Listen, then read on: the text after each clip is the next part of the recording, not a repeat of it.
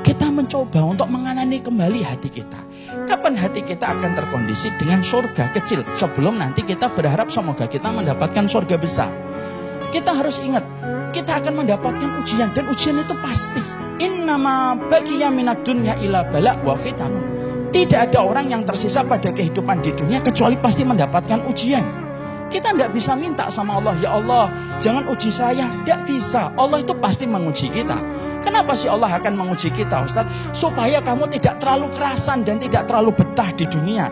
Kalau kamu terlalu kerasan dan terlalu betah di dunia, kamu nanti benci mati. Orang beriman itu justru menganggap bahwasanya ujian itu mengingatkan hatinya kembali. Oh, bahwasanya kenikmatan hidup itu hanya segini. Kita pasti mendapatkan ujian. Senyaman-nyamannya kita dapat hidup dengan kenikmatannya pasti ada batasan.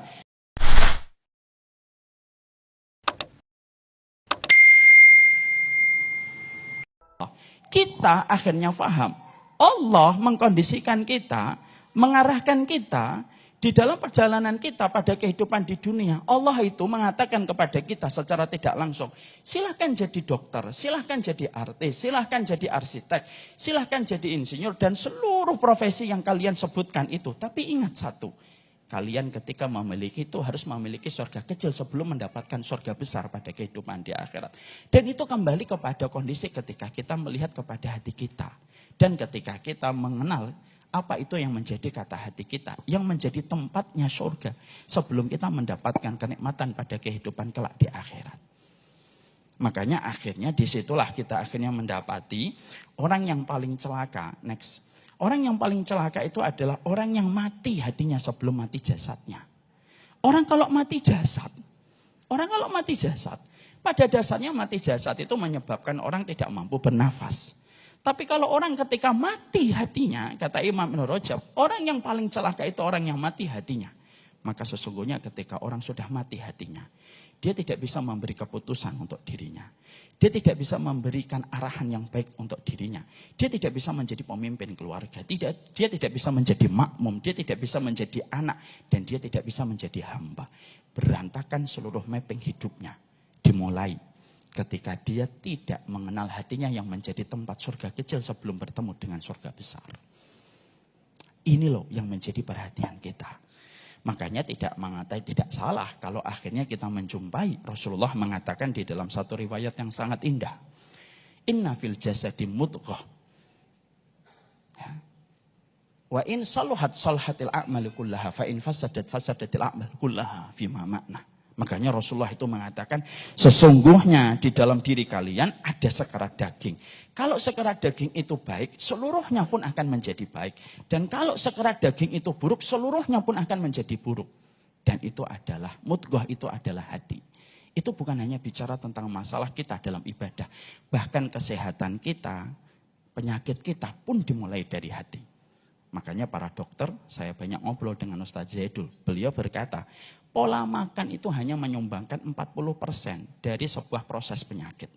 Tapi pola pikir yang datang dari hati itu menyumbang sampai 60% pembentukan satu penyakit. Dendam itu lebih parah daripada rasa asin untuk jantung.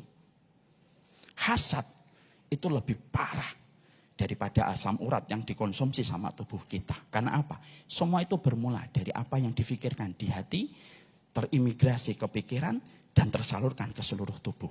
Kalau hati kita sedang dalam kondisi bermasalah, setiap darah yang dipompa oleh hati dan jantung itu akan mengarah kepada sesuatu yang negatif. Tapi ketika hati kita dalam kondisi baik, yang akan dipompa adalah seluruh kebaikan. Dan akhirnya mengalir semua darah yang positif di dalam tubuh kita. Dan itu yang menjadikan kita paham. Kenapa agama kita selalu ribut masalah hati yang menjadi tempat tenggernya surga kecil. Karena inilah proses inti kita dalam hidup.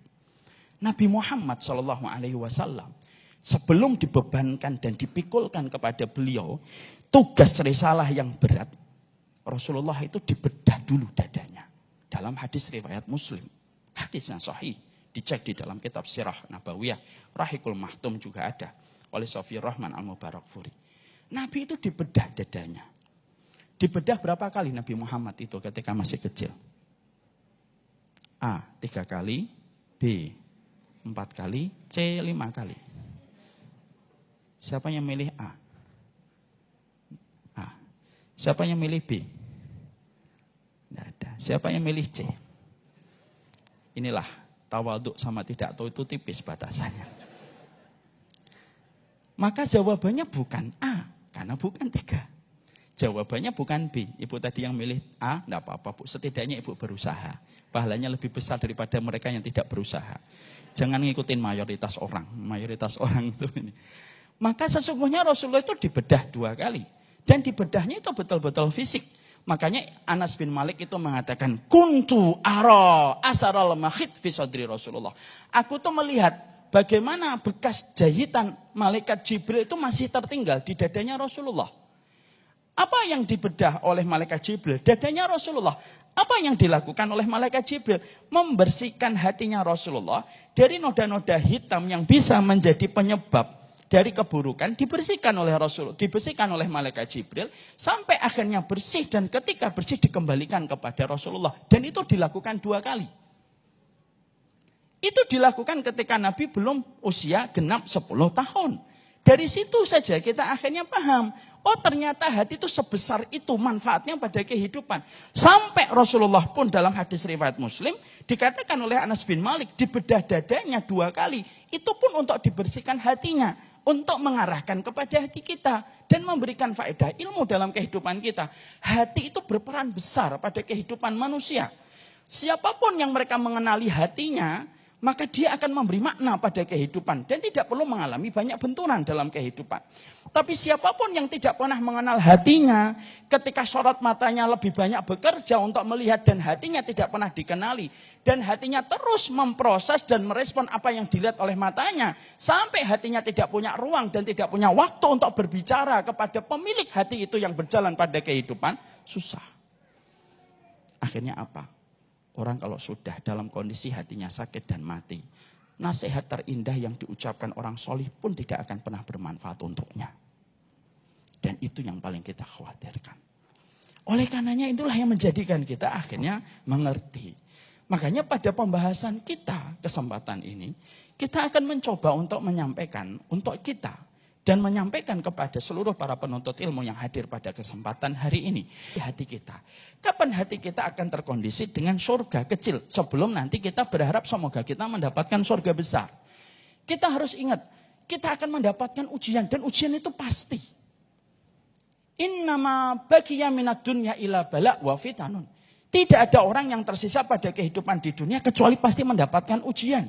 Kita tidak bisa minta sama Allah, ya Allah jangan uji saya. Tidak bisa, Allah itu pasti menguji kita. Kenapa sih Allah akan menguji kita Ustaz? Supaya kamu tidak terlalu kerasan dan tidak terlalu betah di dunia. Kalau kamu terlalu kerasan dan terlalu betah di dunia, kamu nanti benci mati. Makanya ketika Allah menguji kita itu pasti. Sebagaimana kita kalau naik mobil mikrolet. Kalau kita naik mikrolet Bekasi Tambun yang ketika bannya sudah rusak, kondisi bannya sudah rusak.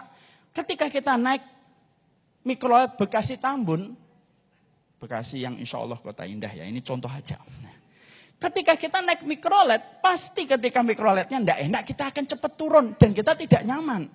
Beda kalau kita itu menaiki satu mobil yang mewah, mungkin kita tidak mau turun. Itu yang menjadi alasan. Kenapa orang beriman itu pasti diuji oleh Allah. Supaya kamu tidak terlalu kerasan di dunia, supaya kamu nanti jangan sampai enggan melanjutkan perjalanan hidupmu.